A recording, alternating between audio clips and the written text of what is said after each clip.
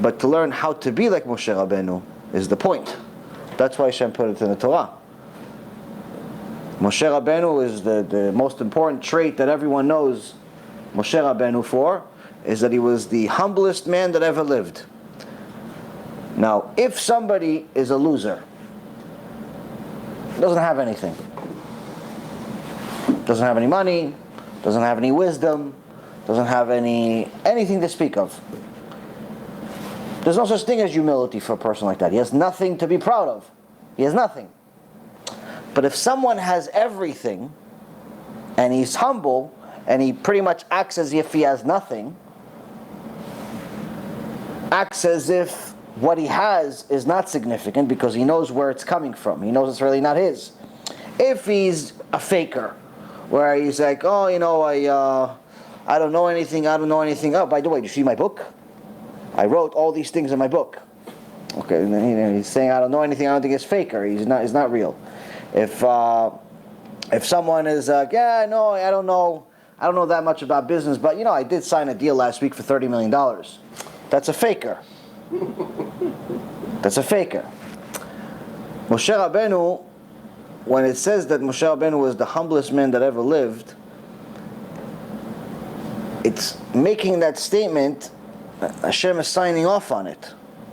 Because Moshe Rabbeinu actually had all the reasons in the world to be the most arrogant person that ever lived. The most proud person that ever lived, because he actually had everything.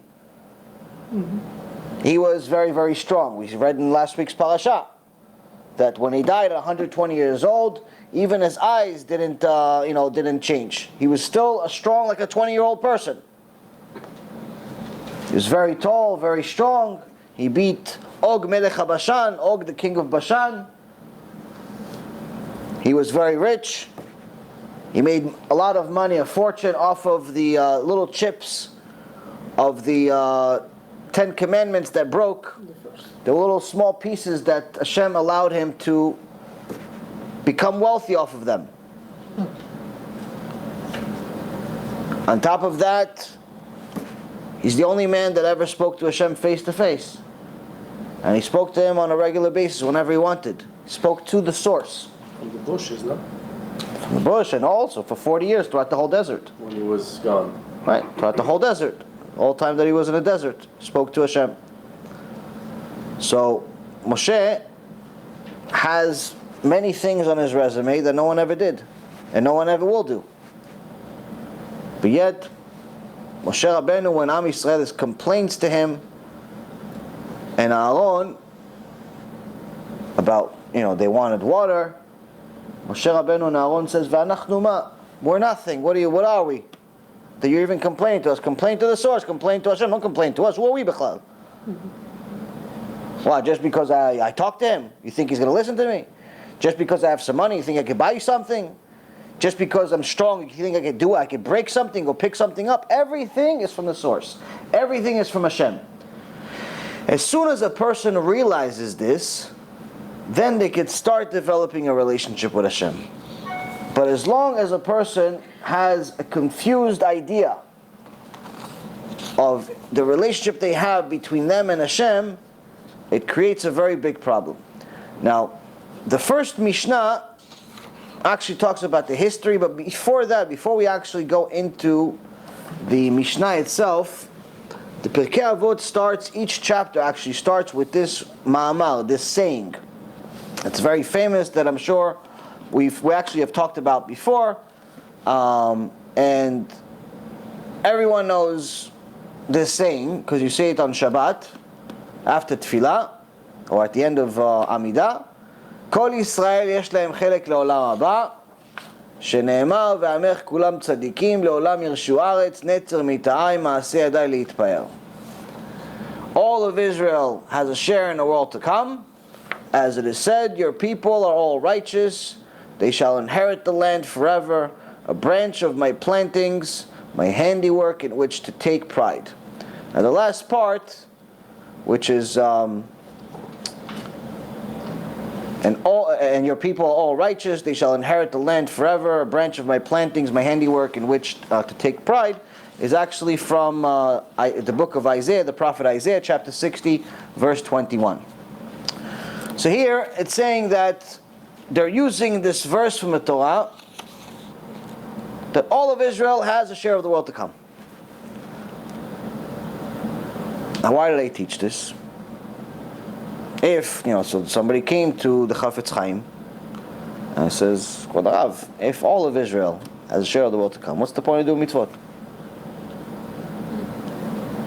If I do mitzvot, I have share of the world to come. I don't do mitzvot, I have share of the world to come. What's the point? Let me go to the beach instead of Shir Torah.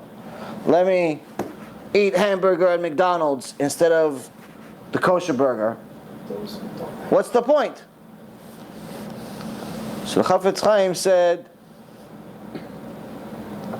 yes, everyone has a share of the world to come, but it doesn't necessarily mean that the ticket is going to be active.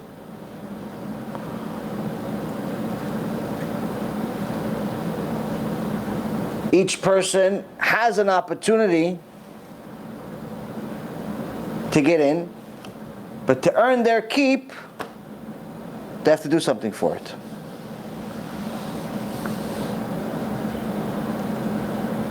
Now Chazal explains what this means, just like they're going to break down every single verse in Pirkei Avot, they also break this one down as well.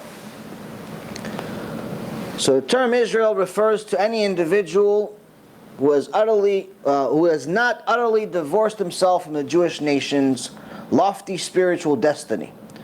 So Rabbeinu Hirsch already starts right off the bat. He says, yes, they're talking about all of Israel, but it's all of Israel, meaning everyone except the people that cut themselves off from Israel. Mm-hmm. The Rambam preceded him, of course, is the one that said it first. He said, yes, of course, as long it's talking about all of Israel, as long as they don't qualify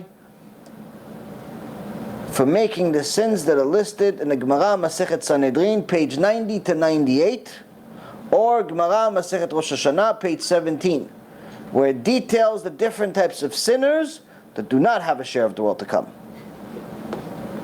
So yes, all of Israel has a share of the world to come. But those people that made those sins, such as Chilul Shabbat, wasting seed b'mezid, Eshet Ish, being with a married woman, and a list of different actions that cut somebody off from the Jewish people, as long as they don't have that, yes, they're part of the Jewish nation. Maybe some of them are more righteous than the others, but still they're going to have a share. But if they made one of those sins, if they're making that sin, if they're going against Chazal on a regular basis, so for example, if someone makes a sin, like let's say Chazan